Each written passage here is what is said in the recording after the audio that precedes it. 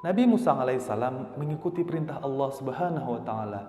Kemudian ia melemparkan tongkatnya. Seketika itu jadilah ular yang besar merayap sambil memakan ular-ular tukang sihir Fir'aun.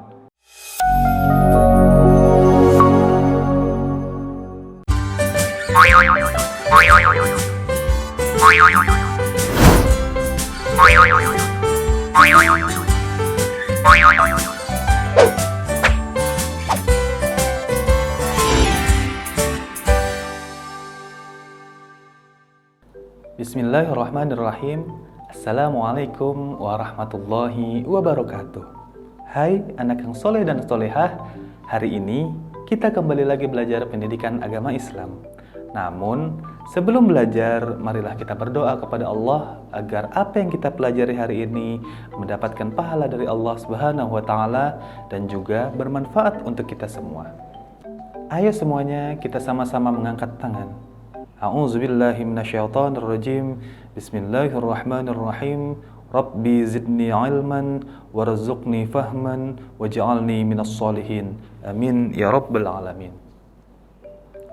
Baiklah anak yang soleh dan solehah, kali ini kita lanjutkan materi yang kemarin, yaitu kisah keteladanan Nabi Ayub alaihissalam dan juga Nabi Musa alaihissalam.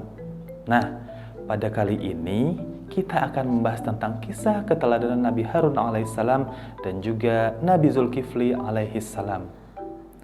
Anak-anak yang soleh dan solehah, Nabi Harun alaihissalam adalah kakak kandung dari Nabi Musa alaihissalam.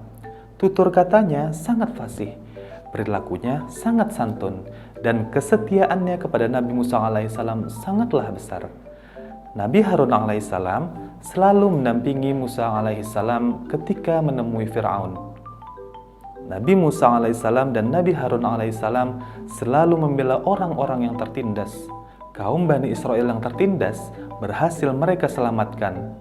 Nabi Musa alaihissalam meninggalkan Bani Israel selama 40 hari untuk menemui Tuhan di puncak Gunung Sinai. Nabi Harun alaihissalam diserahi menjaga kaumnya. Akan tetapi, setelah Musa alaihissalam kembali, ia melihat kaumnya menyembah berhala atau patung-patung. Nabi Musa alaihissalam pun marah. Ia bergegas menemui kakaknya Harun alaihissalam. Ia lalu memegang dan menarik rambut kepala saudaranya. Harun berkata, "Wahai anak ibuku, kaum ini telah menganggapku lemah dan hampir saja mereka membunuhku.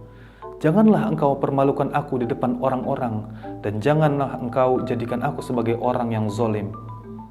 Nabi Musa alaihissalam sadar dan merasa bersalah, lalu berdoa kepada Allah Subhanahu wa taala, yang artinya, "Ya Tuhanku, ampunilah aku dan saudaraku, dan masukkanlah kami ke dalam rahmat Engkau, dan Engkau adalah Maha Penyayang dari semua penyayang."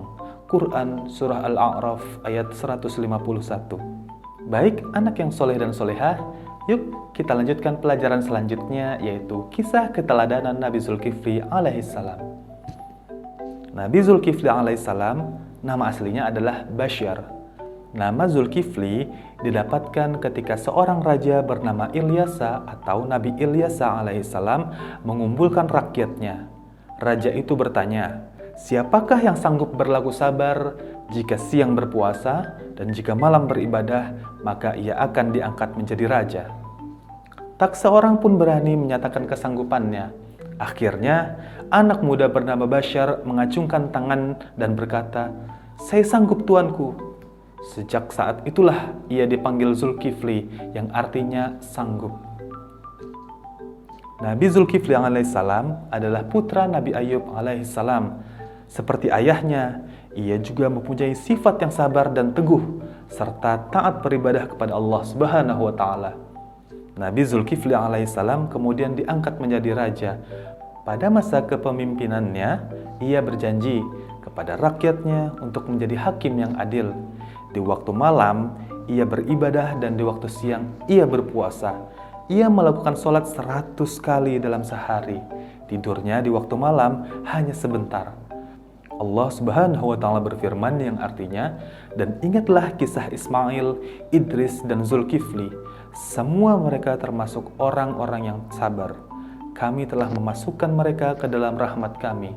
Sungguhnya mereka termasuk orang-orang yang soleh.